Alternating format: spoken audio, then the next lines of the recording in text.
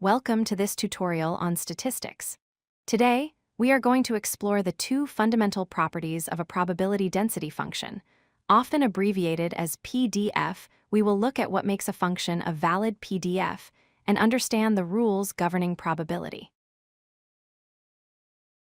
First, let us define what a PDF is. A probability density function describes how the probabilities are distributed for a continuous random variable.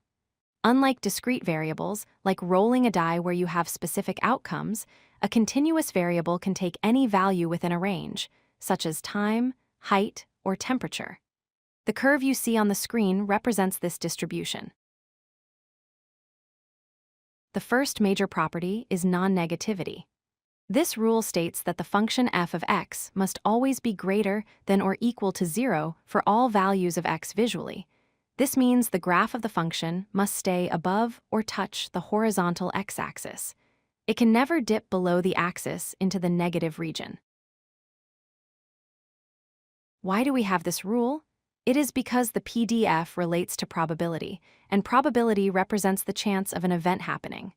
You cannot have a negative 20% chance of something occurring. The lowest possible probability is 0%, meaning impossible, so the function that describes it cannot be negative. The second fundamental property concerns the area. The total area under the entire curve of the probability density function must be exactly equal to 1. In mathematical terms, the integral of f of x from negative infinity to positive infinity equals 1.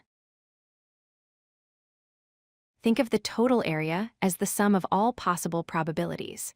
Since it is certain that the variable will take on some value within its possible range, the sum of all likelihoods must add up to 100%. In decimal form, 100% is equal to 1.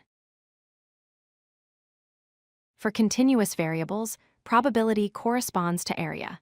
To find the probability that a variable falls between 2 points, A and B, you calculate the area under the curve between those 2 points. This is why the total area must be 1. It represents the probability of the entire sample space. Let's look at a simple example, the uniform distribution, often called the rectangle distribution.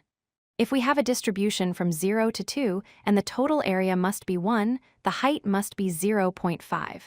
2 times 0.5 equals 1. This satisfies our rule. When you are asked to check if a function is a valid PDF, you just need to check two things. First, does the graph go below the x-axis?